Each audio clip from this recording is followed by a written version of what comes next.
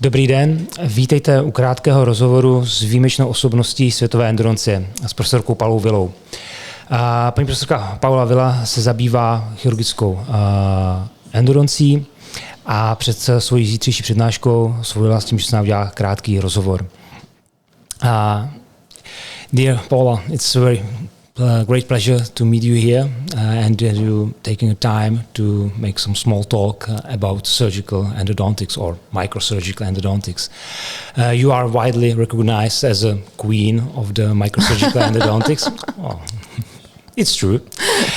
And I'm curious, what drew you to endodontics and especially to field of microsurgical or surgical endodontics? First of all, thank you. Thank you for everything. Thank you for having me here. I'm happy, very happy to be here for the first time in Czech Republic. You have a beautiful country. I enjoy my first day today. And thanks for having me in this interview. Well, about how I became endodontist. Good question. I don't know. I just was a dentist who loved endo from the beginning of my career. And then when I finished my career, I immediately did my postgraduate program. And during the postgraduate program, I had special attraction for surgery. So I've been doing surgery for more than 20 years so far. I see. Yeah.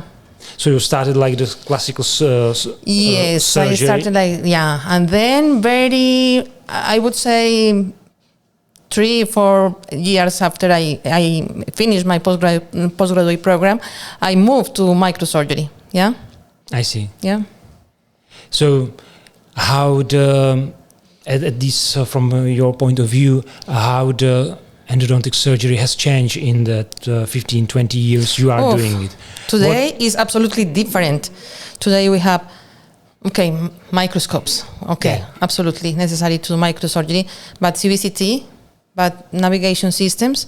Today is absolutely different. Today I do the surgery, I do a completely different surgery compared to the surgery I used to do 20 years ago. Okay. And the best thing is, I think this is evolving every day. So let's see, in the next 10-20 years, what is coming? And what do you think will come? It's exciting. I think the future is exciting because we have a lot of technology around today. And do you think it will be about technology or about how we use it, about the philosophy of treatment and what kind of treatment we'll do? Both. I think both of them. And today we can't skip from technology. That's a reality. We live surrounded by a lot of technology. And I think that also had changed our mind. Now we are able to treat more difficult cases in a more predictable way, and that's good for us and for our patients. And so I think it's not one thing or the other. It's the union of everything. Mm-hmm. Technology, biology, clinicians, how we have changed our mind, how we have understood treatment plan, everything. The importance of natural teeth. That's very important too, because now I feel that we are saving more teeth than 20 years ago. Yeah. 20 years ago, I think implants were like the best treatment for patients. Yeah. Now we have realized that natural teeth are much better. Yeah. And do you think that general dentists and surgeons think about it or are accepted that the natural teeth can be better than they will implants? Accept someday. I'm sure because yes, because if you speak with people that started 15 years ago to place implants, now they are trying to maintain more natural teeth because now they know that compared to natural teeth, it's impossible to compare. Okay, implants are a great option, but only when we don't have nothing more to do. Yeah. And in many cases, endodontic microsurgery could be the solution. Yeah, more conservative. Yeah.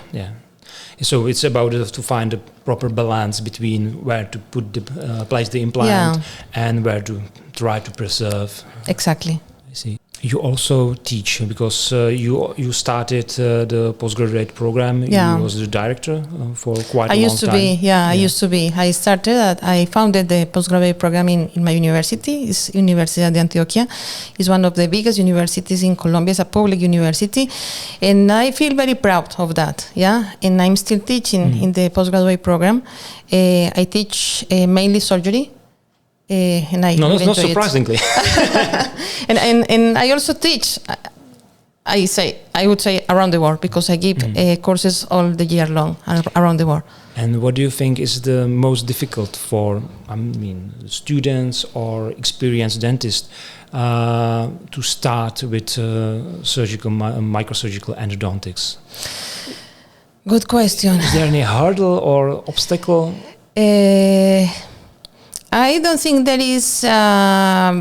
It's not hard. I think maybe they have to be motivated to push themselves to do something different, because in many universities around the world, endodontic microsurgery is not very strong. Yeah, so at the end they are not very confident doing surgery, and that's why many of them don't practice until they take one of a course or something like that, or a special training.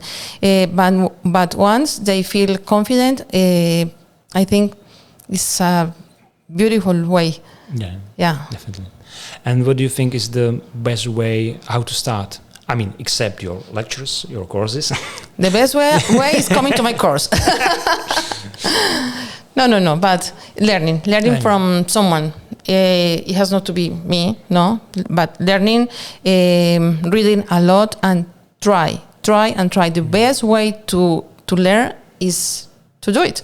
Yeah, so the best way is try to learn from the mistakes. That's the most important thing, because all of us, we are human beings. We make mistakes, but we have a lot of things to learn, and we grow a lot when we try to learn of our mistakes. And is there some mistake with the bigger letter M you remember, like the biggest moment? No, there is no one special. No, to be honest, no. But if we sit here to talk about mistakes and failures, believe me, everybody have a lot of things to talk about. But nobody mentioned, never, no? But we have a lot. Yeah, that's normal. It wouldn't be normal if you don't accept that it is a failure or problem. You don't have a problem. Yeah. So there's maybe second point of view. Is there any must to have for you in your endodontic practice to have, or maybe in other word? Can you imagine to have only one thing to do the microsurgery, endodontic microsurgery? Is more important for you to have CBCT, microscope, ultrasonic? All of them. Just imagine doing a microsurgery without microscope is not a microsurgery. And nowadays, just imagine without CBCT is no way. Without ultrasonic. It's easy to get to use it. Yes. Everything. Yeah. When I learned, we didn't have CBCT at that time. Okay. So we did microsurgery at the time without CBCT. But the thing is, we had to make bigger access. We had more surprises during the surgery. Now we don't have surprises. You know what is inside. You know what you will find, period. And you can plan everything. That at the end is less time, less surgical trauma, better healing. Everything is better for the patient. So I can imagine doing a surgery without a previous CBCT. No. So if I have... So must to have all. At least microscope, CBCT, ultrasound, the right instruments, okay? And that's it. Yeah. And do you think, because in last 20 years, there's a huge amount of calcium silicate materials like MTA. Do you think it's necessary to use the MTA in microsurgical endodontics? What a question. I know, it's really tricky. A little bit controversial. But no, the answer is very easy. Very easy and is important. It's a very important question if we want to focus on microsurgery. And the main step of microsurgery is the apical filling. Period. We do everything. The CBCT, we prepare the microscope, we cut very well, we clean the cavity very well, to get there, to have a good apical filling. So we need to be sure that we are using the best material in our hands, because materials we have the range of materials is big. So the best material in your hands in a very good apical cavity. Period. You need to be sure the material will be stable there as longer as possible. And no, I think there are another materials that work very well. Yeah, it has not to be MTA, has not to be any other bioceramic. Yeah, I like your. Yeah, because it's not the right name. Yeah. It has not to be IRM. It depends on the case. Yeah. Yeah. But I think the most important thing is you must know every materials to choose the right for every case. That's it. Mm-hmm. But I think there is not one for all cases. Yeah. That's an excellent diplomatic question. answer. Yeah, but it's true, not for being diplomatic. I think is the way. Yeah, this is true. Yeah. I mean, because I really like the in your hands, because everybody got different approaches, small, teeny tiny details, which otherwise perfect material can turn into completely unsuitable. Yeah, and it's just our hands. That's completely true. And the other thing is, don't have only one material in your option. You should have seen my drawer. It's full of materials. Exactly. So you can choose the best for each case. Yeah. So thank you, Paula, for your time. Do you have any final message to dentists or endodontists in Czech Republic before your lecture? I hope to see you tomorrow. Yeah. But maybe if you watch this after tomorrow, it's going to be like that, huh? For sure.